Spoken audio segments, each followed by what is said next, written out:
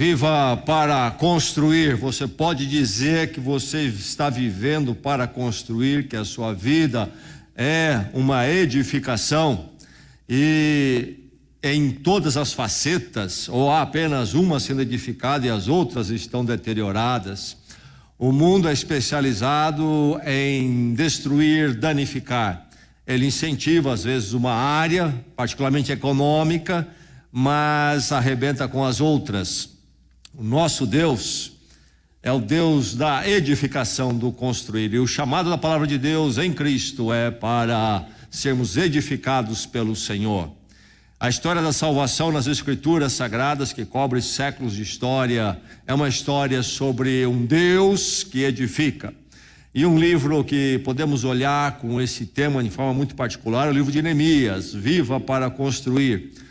O livro de Neemias, sobre o personagem Neemias, é um livro sobre edificação. E nós temos pensado neste livro, vamos continuar pensando hoje, e chegando ao final deste livro, desta caminhada que já fizemos, encerrando hoje. E nós vamos então focar no livro de Neemias desta noite mais uma vez. Vamos lembrar que Neemias é o homem da reconstrução, da construção. O povo de Israel, longe do Senhor, havia sido levado cativo. E Jerusalém tinha sido arrasada pelos babilônios, e o templo arrasado, as muralhas de Jerusalém tinham sido destruídas, e grande parte do povo levado cativo para a Babilônia. Isto lá em 587. Mas Deus prometeu que no arrependimento e na hora certa haveria a volta, a restauração. E isso se dá, e a partir de 536 começa a voltar o povo e o templo é reconstruído, mas ainda há muito o que fazer. Neemias está lá na Babilônia, ele não veio nas primeiras levas, e ele ouviu falar sobre a destruição das muralhas, algo fundamental para a reconstrução da cidade, da comunidade de Jerusalém, comunidade do Senhor, onde o templo estava, e que tinha tudo a ver com a história de Deus reconstruir a humanidade, porque Deus levanta Israel a fim de nos trazer Jesus Cristo. Em 445 a.C., Neemias, ouvindo falar da situação das muralhas e da cidade, ele se propõe a ir e ajudar ou liderar a reconstrução. Ele é um homem de posição privilegiada lá no palácio de Artaxerxes I, persa, porque a Pérsia derrotou e tomou o império da Babilônia durante esse tempo todo. E então eles permitiram o retorno dos cativos, do povo de Israel, mas Neemias está lá trabalhando no palácio, homem privilegiado, posição privilegiada, e ele intercede junto ao rei depois de orar que ele permitisse ele voltar e ir para Jerusalém reconstruir.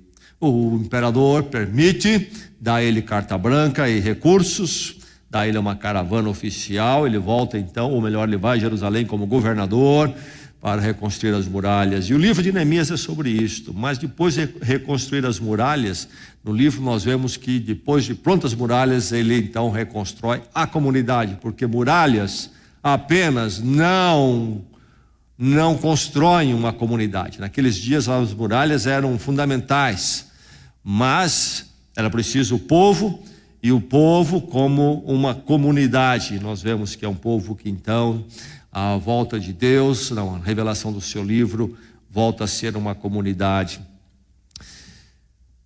Nós vamos focar então no capítulo 13 de Neemias nesta noite, capítulo 13. E antes de ler este capítulo, quero recordar mais uma vez um verso que podemos tomar como chave, um verso chave neste livro, para nos mostrar, em poucas palavras, a atitude, o espírito deste livro, a lição que é tão relevante para mim e para você hoje. No capítulo 6 nós temos aquele incidente de quando Neemias está lá nas muralhas, ajudando a construir, está lá em cima e chega aquela comissão de opositores que querem tirá-lo do trabalho, já haviam tentado outras formas, querem interromper o trabalho, e agora eles vêm com uma tática, enviam essa comissão para convidá-lo para uma mesa redonda, discutir as diferenças e num lugar longe de Jerusalém, e Neemias percebe a má intenção, inclusive com possível tentativa de assassinato, e ele responde para os enviados o seguinte: olha, eu estou executando um grande projeto, não posso descer. Então, Deus estava fazendo um grande projeto, Neemias entendia isto, ele estava envolvido nisto, foi chamado para isto, e aquilo que Deus ia fazer e estava fazendo não seria interrompido por qualquer distração, qualquer pessoa. Que a mesma atitude esteja na sua vida, no seu coração, e Deus esteja fazendo um grande projeto na sua vida em Cristo, e que nada o tire desse caminho, nada. Nós vamos focar no capítulo 13, mas aparecem dois personagens do capítulo 13 que são velhos conhecidos daqueles de vocês que têm estado aqui nas quartas-feiras, e eu quero ler um verso para lembrarmos desses dois conhecidos, para que quando nós lermos o capítulo 13, tenhamos bem em mente esses dois. Vou ler no verso, antes de ler o capítulo 13, quero ler o verso 19 no capítulo 2. Logo no início, ali na chegada de Neemias em Jerusalém, começando o seu empreendimento, tentando organizar tudo e reconstruir as muralhas, há esse relato no verso 19 do capítulo 2. Quando, porém, Sambalate, o horonita, não pertencia ao povo de Israel, ao povo de Deus, governava alguém na região ali próxima a Jerusalém. Quando, porém, Sambalate, o horonita, Tobias, o oficial amonita, também de outro povo, não o povo de Deus, e Gesem, o árabe, souberam disso, isso do projeto de Neemias reconstruir, souberam disso, zombaram de nós, desprezaram-nos e perguntaram, pergunta sarcástica: o que vocês estão fazendo? Estão se rebelando contra o rei? Neemias tinha toda a autorização do imperador Artaxerxes, mas questionaram aqui. Enfim, aí aparecem esses opositores que vão aparecer outras vezes no livro, vão tentar diversas táticas, inclusive aquela que eu já mencionei também, quando eles enviam uma comissão convidando para um encontro, uma reunião, para discutir as diferenças. Muito bem, agora no capítulo 13, palavra de Deus, que ela fale ao seu coração nessa noite, o seu coração receba a palavra. Nós vamos ler um capítulo, como é o livro de Neemias, histórico, é um capítulo então todo, uma leitura mais longa, mas uma narrativa interessante, e vale a pena ler a palavra de Deus, faz bem para a alma. E nesta noite quieta, um pouco fria, que momento sereno e adequado para ouvirmos um relato histórico como este. Vamos ouvir a palavra do Senhor. Diz assim: naquele dia o livro de Moisés foi lido em alta voz diante do povo, e nele achou-se escrito que nenhum amonita ou moabita jamais poderia ser admitido no povo de Deus, pois eles, em vez de darem água e comida aos israelitas, tinham contratado Balaão para invocar maldição sobre eles. O nosso Deus, porém, transformou a maldição em bênção. Quando o povo ouviu essa lei, excluiu de Israel todos os que eram de ascendência estrangeira. Antes disso, o sacerdote Eliasibe tinha sido encarregado dos depósitos do templo de nosso Deus. Ele era parente próximo de Tobias e lhe havia cedido uma grande sala, anteriormente utilizada para guardar as ofertas de cereal, o incenso, os utensílios do templo e também os dízimos do trigo, do vinho novo e do azeite, prescritos para os levitas, para os cantores e para os porteiros, além das ofertas para os sacerdotes. Mas, enquanto tudo isso estava acontecendo, eu não estava em Jerusalém, pois no 32º ano do reinado de Artaxerxes, rei da Babilônia, voltei ao rei. Algum tempo depois pedi sua permissão e voltei para Jerusalém. Aqui soube do mal que Eliasibe fizera ao ceder uma sala a Tobias, nos pátios do templo de Deus. Fiquei muito aborrecido e joguei todos os móveis de Tobias fora da sala. Mandei purificar as salas e coloquei de volta nelas os utensílios do templo de Deus, com as ofertas de cereal e o incenso. Também fiquei sabendo que os levitas não tinham recebido a parte que lhes era devida e que todos os levitas e cantores responsáveis pelo culto haviam voltado para suas próprias terras. Por isso, repreendi os oficiais e lhes perguntei: por que essa negligência com o templo de Deus? Então convoquei os levitas e os cantores e os coloquei em seus postos. E todo o povo de Judá trouxe os dízimos do trigo, do vinho novo e do azeite aos depósitos. Coloquei o sacerdote Selemias, o escriba Zadok e um levita chamado Pedaías como encarregados dos depósitos, e fiz de Anã, filho de Zacur, neto de Matanias, assistente deles, porque esses homens eram de confiança. Eles ficaram responsáveis pela distribuição de suprimentos aos seus colegas. Lembra-te de mim, por isso, meu Deus, e não te esqueças do que fiz com tanta fidelidade pelo templo de meu Deus e pelo seu culto. Naqueles dias vi que em Judá alguns trabalhavam nos tanques de prensar uvas no sábado, e ajuntavam trigo e o carregavam em jumentos, transportando-o com vinho, uvas, figo e todo tipo de carga. Tudo isso era trazido para Jerusalém em pleno sábado. Então os adverti que não vendessem alimentos nesse dia. Havia alguns da cidade de Tiro que moravam em Jerusalém e que no sábado traziam e vendiam peixes e toda espécie de mercadoria em Jerusalém para o povo de Judá. Diante disso, repreendi os nobres de Judá e lhes disse: como é que vocês podem fazer tão grande mal, profanando o dia do sábado? Por acaso os seus antepassados não fizeram o mesmo, levando o nosso Deus a trazer toda essa desgraça sobre nós e sobre esta cidade? Pois agora, profanando o sábado, vocês provocam maior ira contra Israel. Quando as sombras da tarde cobriram as portas de Jerusalém na véspera do sábado, ordenei que essas fossem fechadas e só fossem abertas depois que o sábado tivesse terminado.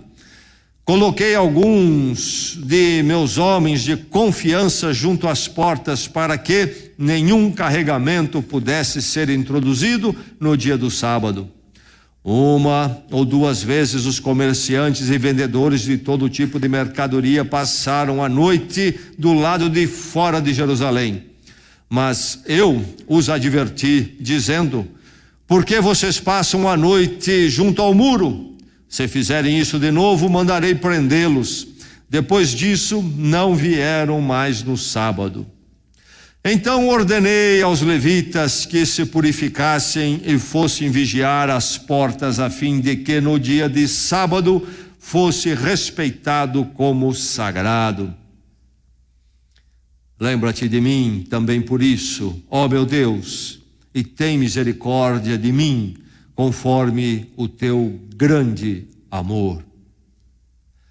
Além disso, naqueles dias vi alguns judeus que haviam se casado com mulheres de Asdode, de Amon e de Moabe. A metade dos filhos falavam a língua de Asdode ou a língua de um dos outros povos e não sabiam falar a língua de Judá. Eu os repreendi e invoquei maldições sobre eles. Bati em alguns deles e arranquei seus cabelos, fiz com que jurassem em nome de Deus e lhes disse: não consintam mais em dar suas filhas em casamento aos filhos deles, nem haja casamento das filhas deles com os seus filhos ou com vocês. Não foi por causa de casamentos como esses que Salomão, rei de Israel, pecou. Entre as muitas nações não havia rei algum como ele. Ele era amado por seu Deus e Deus o fez rei sobre todo Israel, mas até mesmo ele foi induzido ao pecado por mulheres estrangeiras. Como podemos tolerar o que ouvimos? Como podem vocês cometer essa terrível maldade e serem infiéis ao nosso Deus, casando-se com mulheres estrangeiras? Um dos filhos de Joiada, filho do sumo sacerdote Eliasibe, era genro de Sambalate, o horonita. Eu o expulsei para longe de mim. Não te esqueça deles, ó meu Deus, pois profanaram o ofício sacerdotal e a aliança do sacerdote e dos levitas. Dessa forma purifiquei os sacerdotes e os levitas de tudo que era estrangeiro. E lhes designei responsabilidades, cada um em seu próprio cargo. Também estabeleci regras para as provisões de lenha, determinando as datas certas para serem trazidas e para os primeiros frutos. Em tua bondade, lembra-te de mim, ó meu Deus.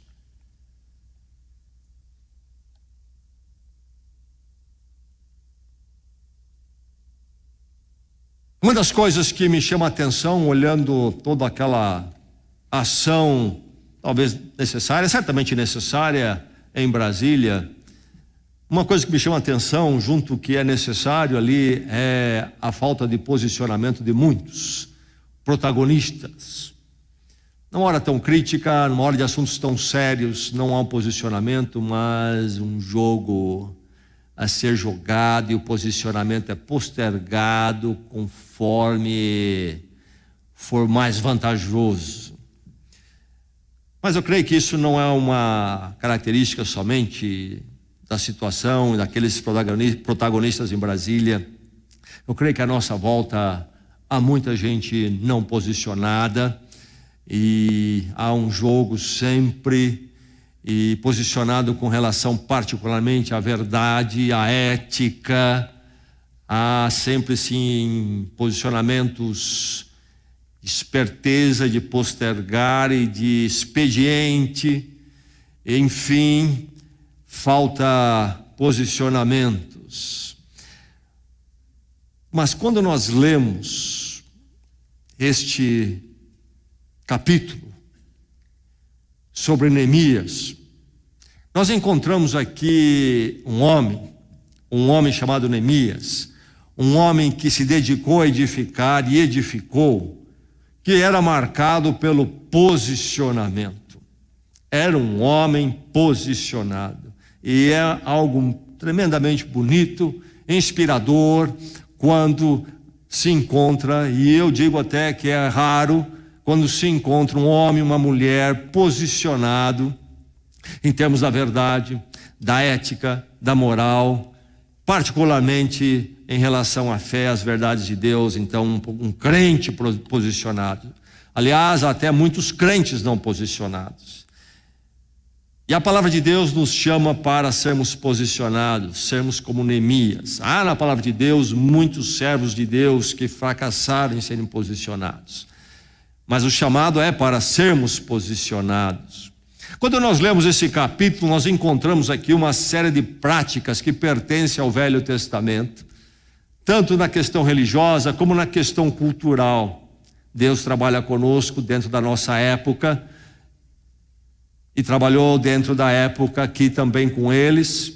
Na época cultural, há costumes deles que não eram nossos, e há costumes nossos que não são deles, há costumes deles que nos chocam, há costumes nossos que chocariam a eles. Isso do ponto de vista cultural, mas também do ponto de vista teológico, porque aquele é o momento da nação de Israel, queria então chegar ao pico, ao cumprimento em Jesus Cristo, a partir de quem não mais seria o povo de Deus uma nação, mas a comunidade da fé chamada Igreja em Cristo. Então, muitas coisas ali eram preparatórias, ou como diz o livro de Hebreus do Novo Testamento, eram sombras que apontavam para Jesus Cristo, que preparavam um caminho para a chegada de Jesus Cristo, particularmente através de uma nação escolhida para ser luz para as nações, luz para o mundo. Deus levantou Israel, formou uma nação, e viviam como nação. A Igreja de Jesus Cristo não é uma nação, aliás, é uma composição de gente de todas as nações. Enfim, encontramos aqui questão cultural, práticas, momento teológico que pertence ao Velho Testamento e não se aplicam a nós. E nós lemos até, temos dificuldade até de entender algumas coisas.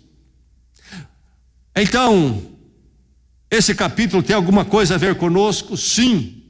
Não tem nas práticas referentes às regras e leis do Velho Testamento, à constituição teológica de Israel, as práticas culturais do Velho Testamento não tem a ver conosco, mas as atitudes que encontramos aqui em Neemias, enquanto servindo a Deus dentro daquele contexto, tem tudo a ver conosco no Novo Testamento em Cristo, enquanto nós servimos a Deus nesse contexto chamado Igreja e Evangelho.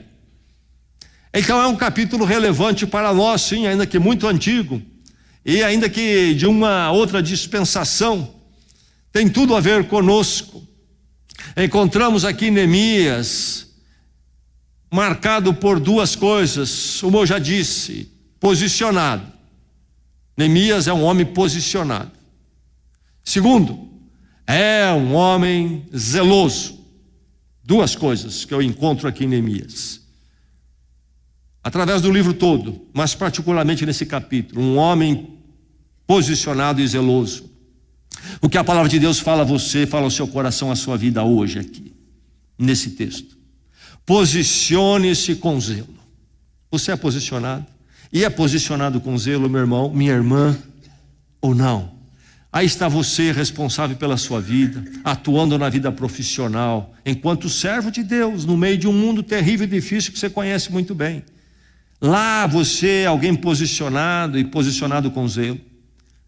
Você na sua casa, como uma mulher do lar, o homem do lar, como pai, como mãe, você é alguém posicionado e posicionado com zelo. Diante dos vizinhos, como cidadão, você é posicionado com zelo.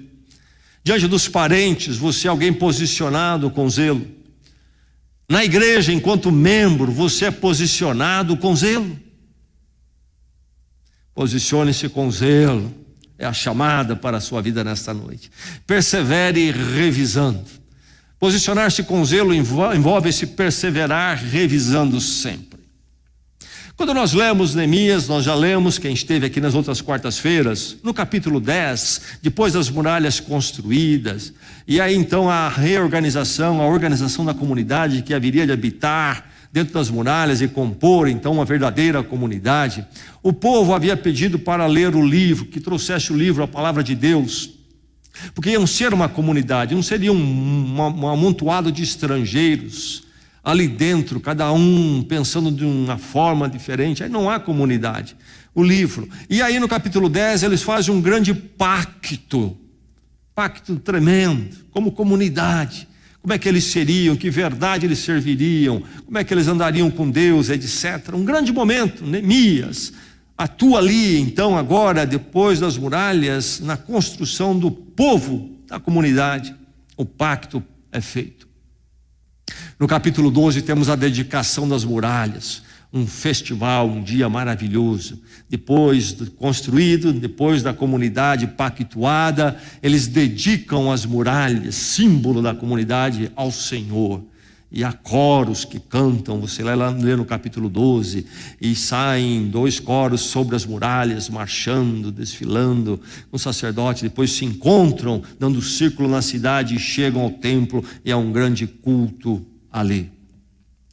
Muito bom, tempo maravilhoso, o povo todo pactuado, celebrando diante de Deus. Mas Neemias tinha estado ali por volta de 12 anos. E agora ele volta para a Babilônia para encontrar com o imperador Artaxerxes, conforme ele havia se comprometido. Nós não sabemos quanto tempo ele se ausentou, mas podemos dizer que ali encerrou um primeiro mandato dele como governador em Jerusalém. Obra feita, completa, tempo maravilhoso, e ele volta.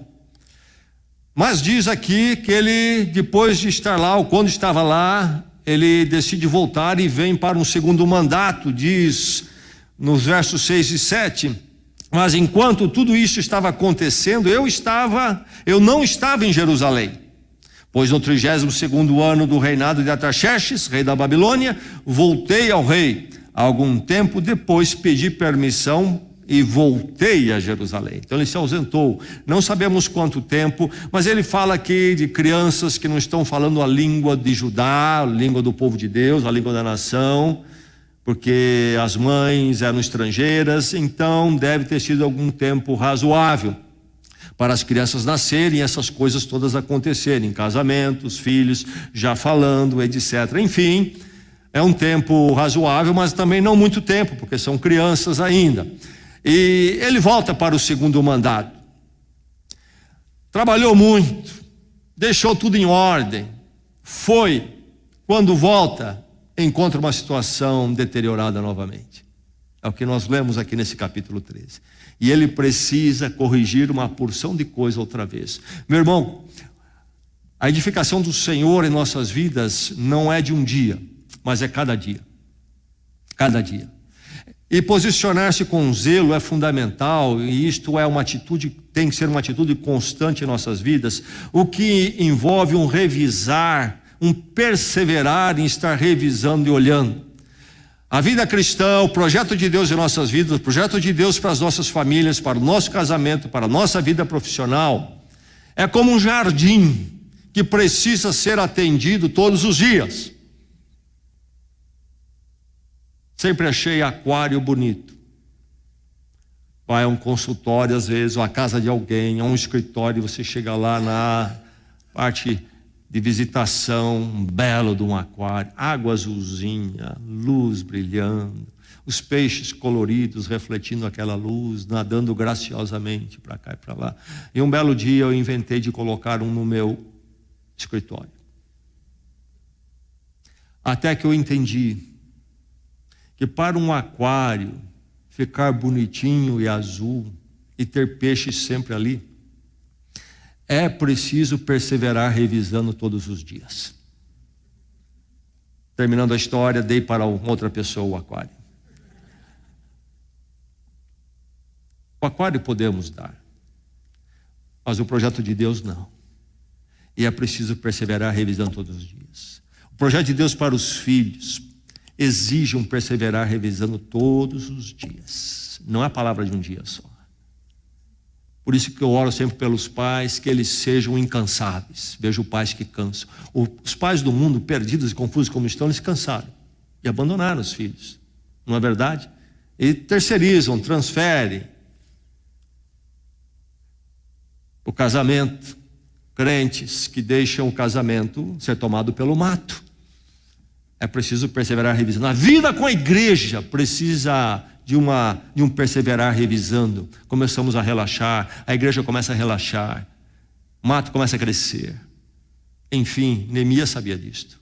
Ele volta e ele vai à luta de novo e vai cuidar do jardim outra vez. Posicionar-se com zelo, sempre, aqui e ali. Construímos, ótimo. Chegamos ao matrimônio, que bom, era um sonho. E agora? Agora deixa que tudo vai bem. Não, é preciso sempre tratar. Perseverar revisando. A minha vida profissional diante de Deus precisa disso também. Enfim, minha vida devocional, dia a dia, minha vida particular de oração, da leitura da palavra, precisam perseverar revisando sempre. Que Deus nos dê esse zelo e esse posicionamento. Posicione-se com zelo. Observe então, se é assim, observe seriamente a palavra. Diz que eles estavam lendo a palavra lá um dia, o livro, e chegaram a esse texto, que está em Deuteronômio no capítulo 23, que diz que deve se excluir de Israel todos os que eram de ascendência estrangeira. E eles, então, ao ouvir essa palavra, percebem que não haviam observado isto e tomam uma ação. Eles levavam a sério a palavra de Deus dos seus dias, da sua dispensação, tendo aquele contexto que eu já frisei aqui, que não é o nosso, mas nós temos a palavra de Deus hoje também. Nós temos também que observá-la seriamente. Eles observaram aquilo que foi dado a eles nos seus dias, e nós precisamos observar seriamente a palavra que nos é dada agora, o Evangelho, particularmente o Novo Testamento. Eles falam de Balaão, que está lá em Números, no capítulo 22 a 24, esse incidente, quando esse profeta é contratado para amaldiçoar Israel e Deus intervém, etc. Mas foi contratado Balaão por um líder de um povo inimigo de Israel. O povo de Israel aqui em Números está em peregrinação no deserto, séculos antes do tempo de Neemias. Ainda não estavam na terra prometida, que é onde está agora Jerusalém, onde está essa reconstrução, onde já habitavam há séculos. Enfim, há esse incidente. E Balaão era um moabita, isto é, de um povo que não era o povo de Deus, o povo de Israel. E por isso ele é trazido aqui como ilustração. Por que excluir a ascendência estrangeira? Nós encontramos no Velho Testamento um cuidado de Deus com o estrangeiro no povo de Israel. Encontramos no Velho Testamento, nas leis de Moisés, um cuidado com o estrangeiro que nenhum outro povo, outra legislação da antiguidade estabeleceu. Mas aqui há um zelo todo cuidadoso até onde o estrangeiro deveria ser parte do envolvimento com Israel, particularmente em relação ao matrimônio. Lembrando que aqui a constituição do povo de Deus é de uma nação, e não uma igreja, uma comunidade, sem esta definição política social. Há uma questão da pureza da nação, de povo. Qual era o problema? O problema era que esses povos em volta, como Balaão, Moabita, que amaldiçoou, eram povos de cultos pagãos horríveis, tremendos. E eles traziam a influência para dentro de Israel, particularmente através do casamento. Por isso, esse princípio foi observado por eles seriamente. Nós precisamos observar todos os princípios da palavra de Deus seriamente que se aplicam a nós. Será que observamos?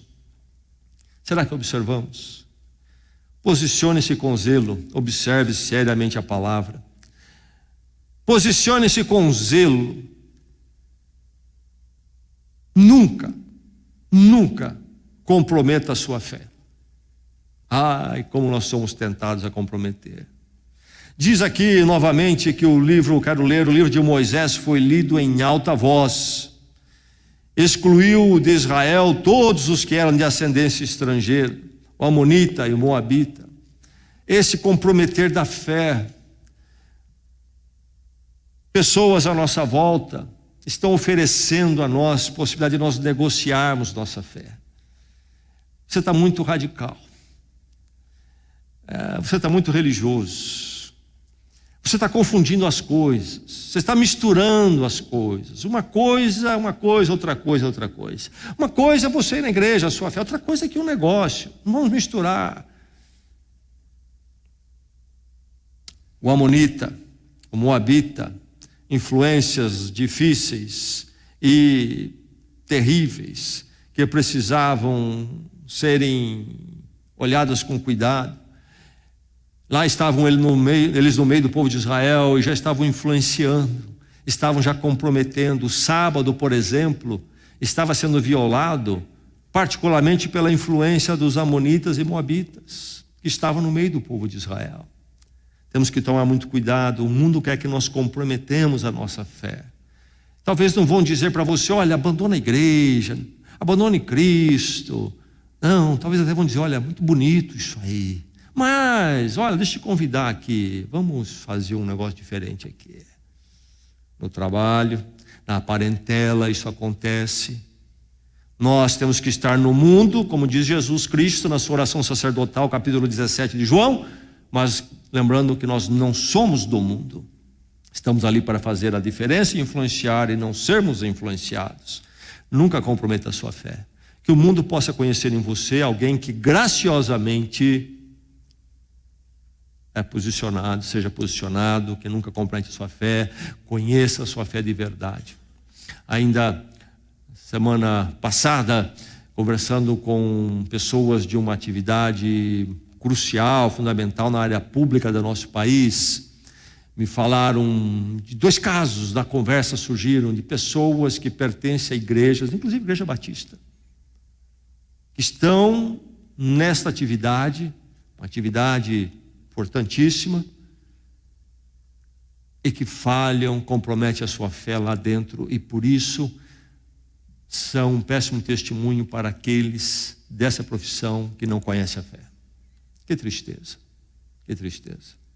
Crente na igreja, mas não posicionado zelosamente lá no seu trabalho.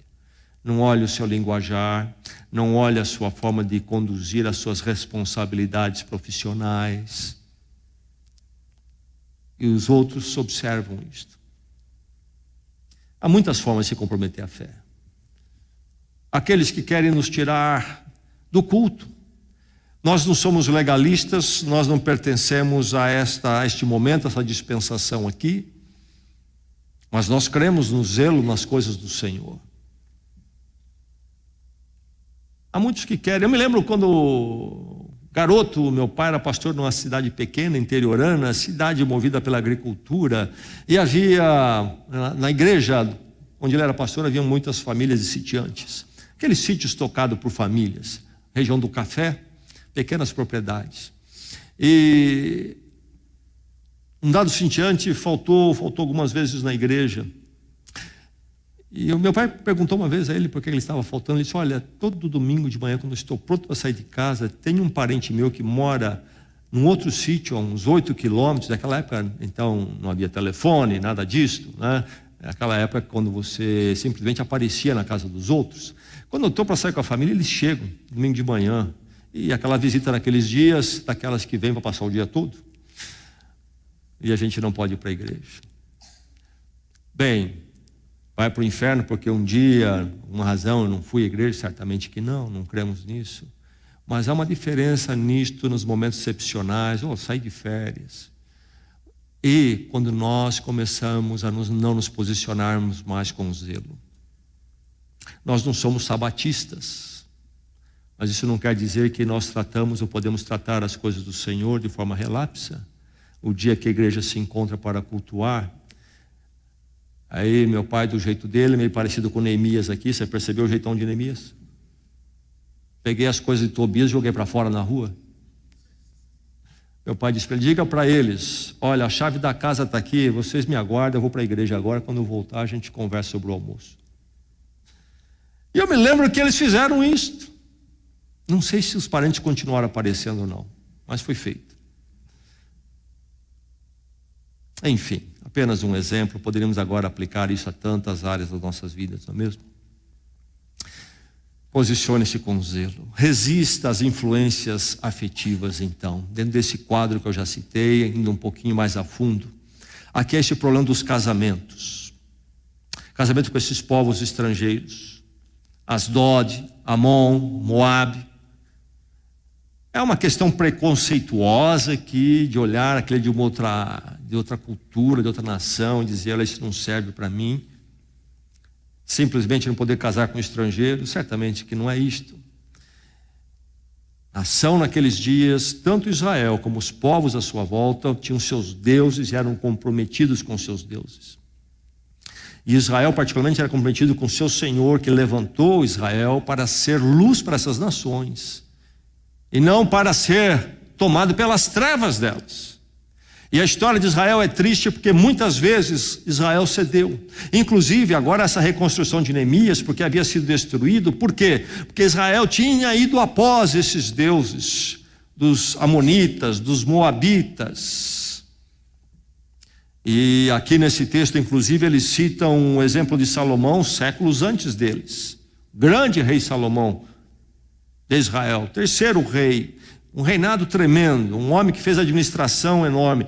Mas lá em 1 Reis, é citado aqui, é mencionada essa passagem, em 1 Reis, livro na 1 Reis nas Escrituras, no capítulo 11, diz assim: à medida que Salomão foi envelhecendo, suas mulheres, ele inclusive rompeu com o princípio do Senhor, teve diversas mulheres. À medida que Salomão foi envelhecendo, suas mulheres o induziram a voltar-se para outros deuses, e o seu coração já não era totalmente dedicado ao Senhor, o seu Deus, como fora o coração do seu pai Davi. Ele seguiu Astarote, a deusa dos sidônios, e Moloque, o repugnante deus dos amonitas.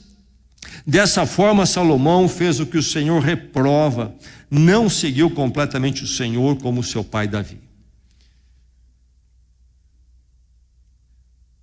Esses deuses, por exemplo, os amonitas cultuavam Milcom, os moabitas cultuavam Quemosh. Entre os ritos deles havia o sacrifício de crianças. Sem a luz da revelação divina, meu irmão, o mundo é muito escuro. O mundo é um pouco melhor hoje porque o cristianismo brilhou no mundo, teve um momento de influência. O mundo não foi sempre como é hoje. Crianças do Império Grego-Romano não tinham o menor valor. Aborto era praticado à vontade. Ideia de hospital, por exemplo, é coisa que surgiu no mundo só com os cristãos. A gente pensa que sempre existiu. Abrigo de idosos surge com os cristãos. Idoso era descartável.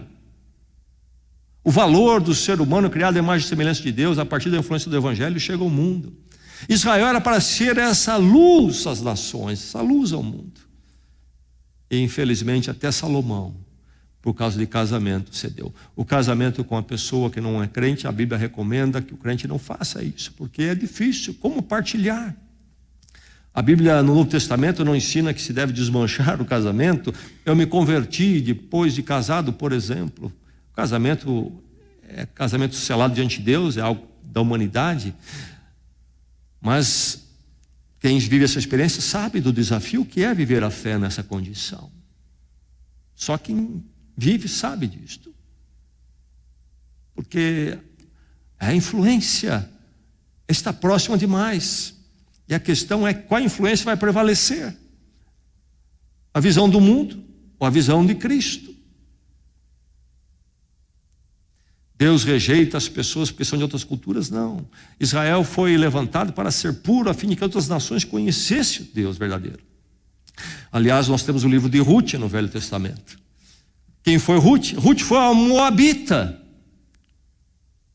E Ruth, o grande rei Davi, passa pela história de Ruth em descendência, e então diz lá o Novo Testamento que Jesus Cristo, na sua história, na sua a linha aí familiar, tem a passagem por Ruth e Jesus Cristo.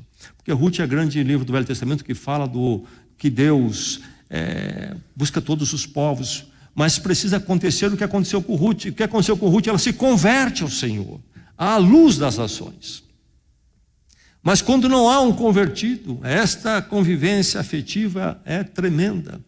Mas não é casamento apenas. No Novo Testamento isso deve ser aplicado de forma muito mais ampla. Com a parentela isso é complicado. E é preciso que nós, os relacionamentos, namoros, parentes, amigos, eles não têm a visão de Cristo. E eles nunca disseram que iam ter. É até desonesto cobrar deles. Nós que conhecemos a luz, temos que ser luz para as nações, luz para os nossos relacionamentos, temos que resistir às influências afetivas que querem nos tirar deste caminho. Ou então não há edificação de Cristo em nossas vidas. Nós não vamos dar as costas a eles, somos enviados para amá-los, Mas o relacionamento nunca pode, e a afetividade nunca pode ir além do limite, quando então nós temos que ceder às verdades da fé. E deixamos de ser luz, e os deuses estranhos começam a entrar em nossas vidas. Pequenas atitudes aqui, pequenas coisas ali. Isso não vai levar à construção. Não é uma questão só de ir à igreja.